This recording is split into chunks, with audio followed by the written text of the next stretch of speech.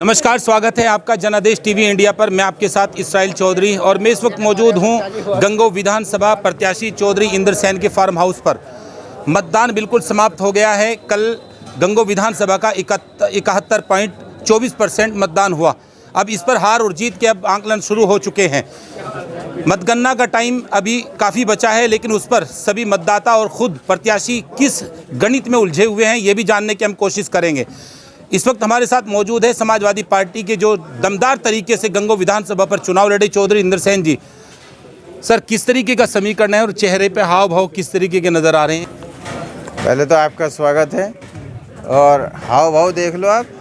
कल रात से गंगो भी और यहाँ भी और अब भी देख लो कि हाव भाव अपने आप बता देंगे। नौजवान भी है, अधेड़ भी है और बच्चे भी हैं और बुजुर्ग भी हैं। उत्साह से लबरेज हैं। मेहनत की, इनके जज्बे को, मेहनत को मुबारकबाद। और इनका जज्बा और जो मेहनत है उसको जो है परमात्मा ऊपर वाला ज़रूर सफलता के रूप में तब्दील करेगा बहुत अच्छे ढंग से। पूरे चुनाव में क्या मैसेज पहुंचाने में आप कामयाब रहे? प्रत्याशी आपके सामने हैं, बसपा के भी 1 लाख पार, बीजेपी के बता रहे कि हम पूर्ण बहुमत में आ रहे हैं, सरकार तक दावा कर रहे हैं। हो सके उन्होंने मशीनों में झांक के देख लिया हो भाई। और उससे पहले मैंने पहले भी कहा 1 लाख के पार जो बोलते थे पर्चा भर, तो ये 1 लाख के पार पहुंच गए थे। मैं ये तो जनता पचावेगी जिसको पचावेगी, और भाई ऊपर वाला पचावेगा। हमने शुरू में ही कहा था भाई हमारी गिनती 1 से शुरू होगी और मतदान तक हम अंतिम प्रयास करते रहेंगे। मतदान के बाद पता लगेगा कौन किस उसमें, और असली जो पता लगेगा 10 मार्च को। अब मैं चारों तरफ जो घूमा और मतदान हुआ और जिस जोश और जिस जज्बे के उत्साह के साथ मतदाताओं ने मतदान किया, हमारे तमाम कार्यकर्ता साथी एक एक वोट पे जिस तरीके से मेहनत करते रहे, उससे ये महसूस हो रहा है कि 10 तारीख को जब परिणाम आएंगे तो बहुत ही उत्साहवर्धक आएंगे और समाजवादी पार्टी के पक्ष में यहाँ से बहुत अच्छे ढंग से परिणाम आएगा। किन मुद्दों के साथ जनता के बीच गया? सबसे बड़ा मुद्दा महंगाई भी था, किसानों के साथ जो दुर्दशा हो रही है वो था, जो नौजवान हैं, जो नौकरी जिनकी चली गई, जिनकी उम्र ही निकल गई सरकार के अंदर, और मजदूरों के प्रति जो रवैया इस सरकार का रहा कोरोना काल से लेकर अब तक कोई सुनवाई नहीं। सिर्फ ये अडानी और अंबानी की पार्टी बनकर रह गई है। जो छोटे दुकानदार है, व्यापारी है, उनका बहुत ज़्यादा उत्पीड़न हुआ, बहुत आत्महत्याएं हुई कर्ज के बोझ के तले उनके आधार पे। और जो माननीय अखिलेश यादव जी का सुशासन रहा 12 से 17, और इन लोगों ने उसको जैसे तब्दील किया दूसरे रूप में बनाने के लिए, तो उनके शासन को और जो वचन पत्र था उनका, जो उन्होंने इरादा अपना रखा था, उसको लेकर, क्योंकि आज ये साबित हो रहा है कि किसानों की, मजदूरों की, छोटे दुकानदारों की, व्यापारी की और गांव देहात की अगर कोई पार्टी है तो वो वास्तव में समाजवादी पार्टी है। भारतीय जनता पार्टी तो केवल पूंजीपतियों की, हमारे बड़े बुजुर्ग वैसे ही नहीं कहा करते थे ये सरमाएदारों की पार्टी है, वो साबित हो गया आज। और जो हमारा भाईचारा मजबूत है तो विकास की तरफ सब ध्यान देंगे। और ये लोग इस इलेक्शन के टाइम पे हिंदू मुस्लिम नारे के साथ हमें विकास से ध्यान भटकाने के लिए ये बात करें। तो हमने यही कहा कि 70 साल में इन्होंने कहा कि जो नहीं हुआ हमने 7-8 साल में कर दिया, कि आप आकलन कर लीजिए। फिर ये हिंदू मुस्लिम के नारे के साथ वोट क्यों मांगते हैं? फिर तो विकास के नाम पर वोट मांगे। अब क्या मानते हैं, बीजेपी क्या इस मुद्दे पर जो आई थी लास्ट 12 सेकंड उसमें, तो क्या लगता है वो कामयाब हुई इसमें या नहीं हो? मुझे नहीं लगता वो कामयाब हुई। और आप देख लीजिए, मैं गंगो विधानसभा के ऊपर कह सकता हूँ कि यहाँ हिंदू मुस्लिम जैसे अब की बार एकजुटता के साथ सभी जाति बिरादरी के लोग एक प्लेटफार्म के साथ आए और माननीय अखिलेश यादव जी के प्रति समाजवादी पार्टी विचारधारा में सम्मिलित होकर उनको मुख्यमंत्री बनाने का जो संकल्प लिया था वो कल मतदान के दिन पूरा किया।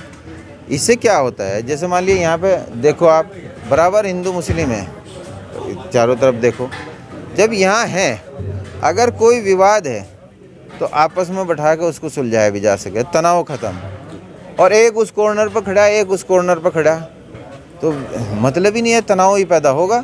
और उस तनाव में विकास की तरफ तो कोई सोच ही नहीं रहा। तो ये जो पार्टी है, ये तो फिर उनके भावनाओं के साथ खिलवाड़ करेंगी। क्या लगता है 10 मार्च में मतगणना होगी तो किस तरह से लग रहा है? हमें जनता पर पूरा भरोसा है और उस परमपिता परमेश्वर पर भरोसा है जनता ने अपना फैसला सुना दिया है कि 10 मार्च को माननीय राष्ट्रीय अध्यक्ष अखिलेश यादव जी बहुत भारी बहुमत के साथ समाजवादी सरकार बनाएंगे और 10 मार्च के बाद वो मुख्यमंत्री के रूप में शपथ ग्रहण करेंगे। ये हमारे साथ समाजवादी पार्टी के जो प्रत्याशी चौधरी इंदर सेन पूरे दमखम के साथ अपनी जीत का दावा करें। चलिए हम कुछ उनके कार्यकर्ता मौजूद हैं, हम उनसे भी पता करते हैं। भाई साहब का नाम क्या है? फरमान अदर। क्या लगता है गंगो विधानसभा चुनाव हो गया, 71% से कुछ ऊपर मतदान हुआ, अब कितना क्या गणित भाग है आपके पास अपना? गणित भाग तो बिल्कुल साफ है जी। चौधरी इंद्र सेन इस सीट से विधायक बनने जा रहे हैं। वास्तव में 1 लाख से पार जो वोट मिल रहा है चौधरी इंद्र सेन को मिल रहा है। साफ गणित है, कोई भी लगा सकता है इसको। भाई साहब का नाम क्या है? शहजाद। क्या लग रहा है गंगो विधानसभा पर? अब तो चुनाव हो गया, गेंद आपके पाले से निकल गई, अब तो जो है सीधा डब्बे में बंद हो गया, सब कुछ ईवीएम में बंद है, तो कितना आश्वस्त हैं अपनी जीत को लेकर? हम तो चुनाव जीत रहे जी। समाजवादी मुकाबला किससे मानकर चल रहे हैं? बीजेपी से। बीजेपी से भाई साहब का नाम? मैं एक्सिंग प्रधान दूधला। क्या लगता है सांसद के गांव से आते हैं, किस तरह का जो है कल प्रदर्शन किया आपके प्रत्याशी ने वहाँ पर? बहुत सुंदर चुनाव हुआ। गांव दूधला में जनता ने एक तरफा वोट चौधरी इंदर सेन के समाजवादी के पक्ष में किया। समथिंग 1685 वोट वहाँ पे पड़ा, उसमें से 850 चौधरी इंदर सेन के पक्ष में और 625 समथिंग बीजेपी के पक्ष में, 250 के आसपास हाथी के पक्ष में पोल हुआ वहाँ पे। यानी आपने वहाँ अच्छा प्रदर्शन किया समाजवादी? जी, समाजवादी का पहले वहाँ पिछले चुनाव में कमजोरी थी, लेकिन अब की बार बढ़ चढ़ कर लोगों ने वोट दिया। क्या लगता है? मुद्दा किसान का था, मुद्दा सिंचाई का था, मुद्दा बिजली का था, मुद्दा बेरोजगारी का था।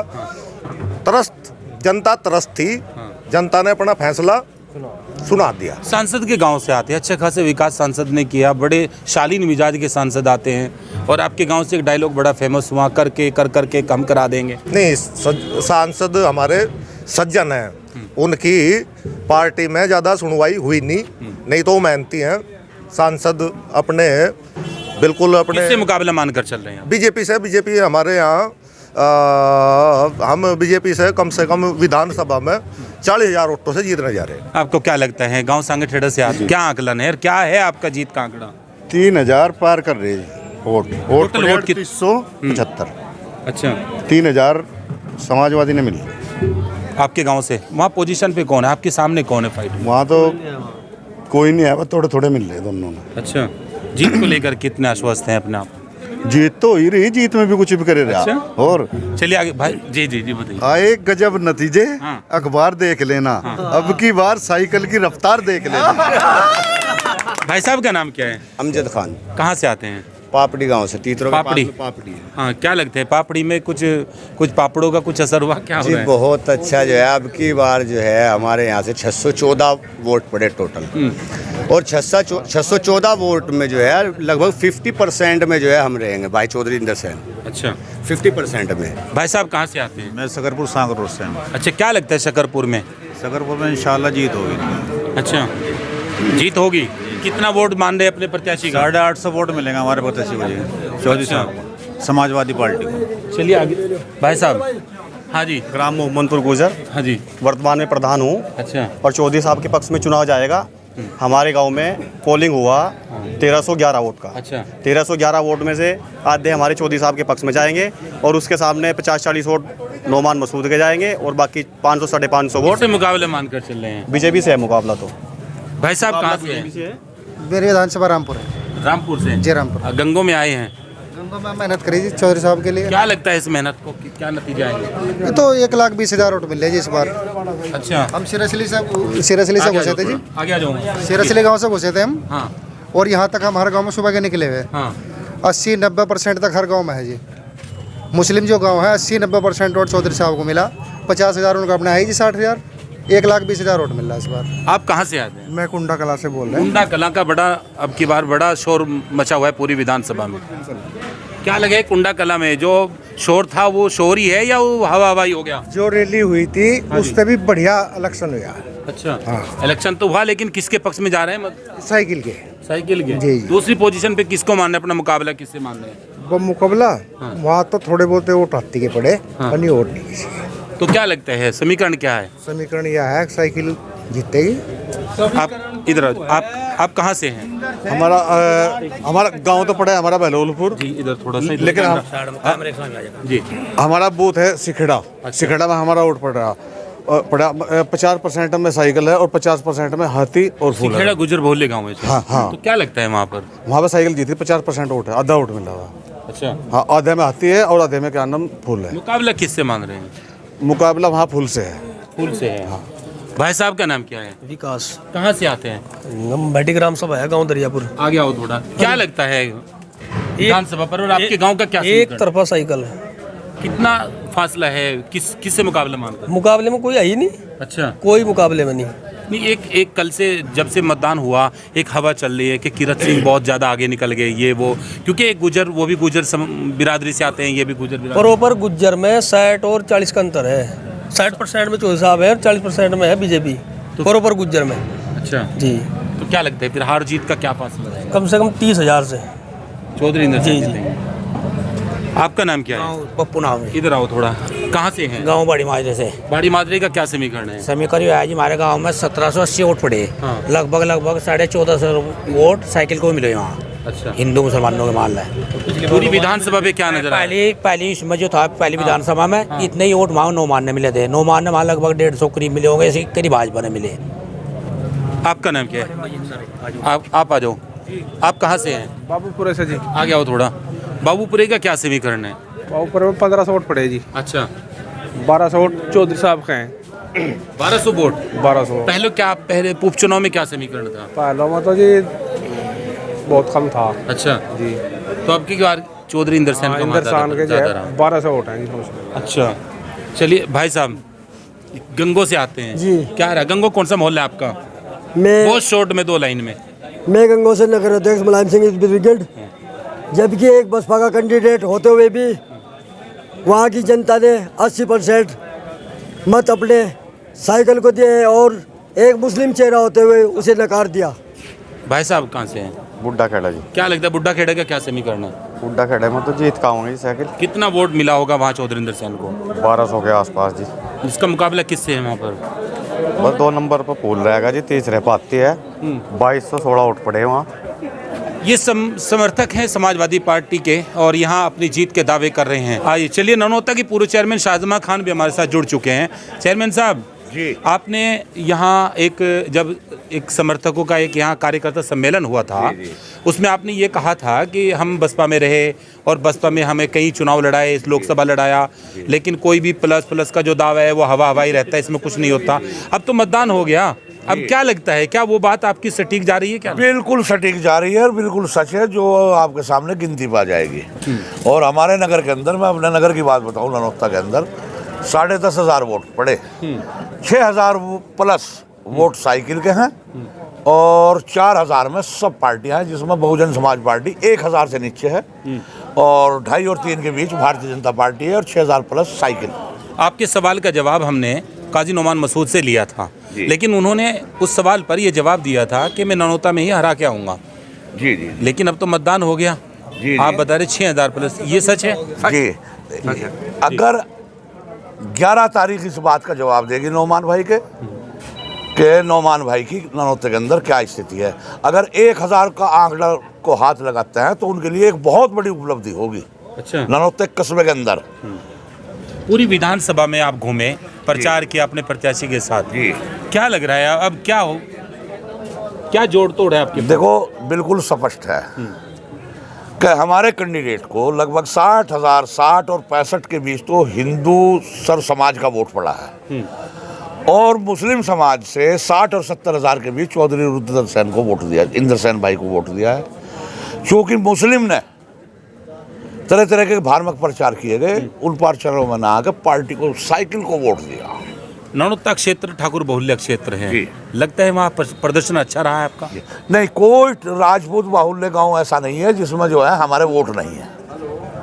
हम नील कहीं नहीं है, सर समाज का वोट है। ये पूर्व चेयरमैन शाहजमा खान नौनोत्ता से, और इनका समीकरण साफ है कि अब की बार हम चुनाव जीतने जा रहे हैं। गंगो से एक भाई साहब हमारे साथ जुड़ गए हैं। क्या समीकरण है गंगो, खासकर गंगोनगर का? आप बहुत पुराने कार्यकर्ता हैं समाजवादी पार्टी के, क्या समीकरण है? समाजवादी पार्टी जो है गंगो से चुनाव जीत रही है, प्रॉपर कस्बे से चुनाव जीत रही है। एक तरफा साइकिल चली है। उपचुनाव में कितना वोट मिला था समाजवादी पार्टी? उपचुनाव में 1352 वोट के करीब मिला था, और इस बार 10,000 के पार कर रहा है। लगभग 12, साढ़े 12, 13,000 वोट कस्बे से मिल रहा है। पूरी विधानसभा की क्या अपडेट आ रही है? पूरी विधानसभा की अपडेट ये है कि इंशाल्लाह चुनाव जीत रहे हैं, और बहुत अच्छे मार्जिन से चुनाव जीत रहे हैं। आप सभासद हैं मौजूदा गंगो से, आपका समीकरण क्या है? पूरी तरह से आपने एक बेहतरीन वहाँ पर एक सम्मेलन भी किया था, तो क्या वो खरा उतर पाया है? भैया वो बाबा जी का डायलॉग है ना, हम फो दर्राटे काट रही है, दर्राटे ही काट गई साहिल गंगो विधानसभा में। दर्राटे काट गई। और क्या समीकरण है? बस भैया गंगो विधानसभा से समाजवादी पार्टी के प्रत्याशी चौधरी इंद्रसेन भारी मतों से जीतने जा रहे हैं, और उनको इस जीत पर अग्रिम बधाई। ये हमारे साथ यहाँ कार्यकर्ता भी हैं, और इनसे हमने एक एक करके जानकारी ली। एक और भाई साहब हैं, आप भी गंगो से आते हैं? बेशक। क्या समीकरण है गंगो का, नगर का? नगर से जो है 13 से 14,000 वोट हम जो है लेके भारी मार। टोटल वोट कितना पड़ा है? टोटल वोट लगभग 30,000 के करीब, टोटल वोट 27,000 के करीब वोट पड़ा है। 27 में से 13-14,000 वोट हमारे हैं साइकिल, और बाकी में से और सब हैं। ये इनका अपना समीकरण है। तो ये सभी कार्यकर्ता, हमने चौधरी इंद्रसेन का भी जो है हमने समीकरण समझा, उनसे भी जानने की कोशिश की। हार और जीत किसकी होगी ये तो 10 मार्च को ही पता चल पाएगा। अपने अपने आंकड़े हैं, इसके बाद हम अन्य प्रत्याशियों के पास भी चलेंगे और जानने की कोशिश करेंगे कि कल हुए मतदान पर उनकी क्या राय है और कितना वो अपनी जीत को लेकर आश्वस्त है। बने रहिए।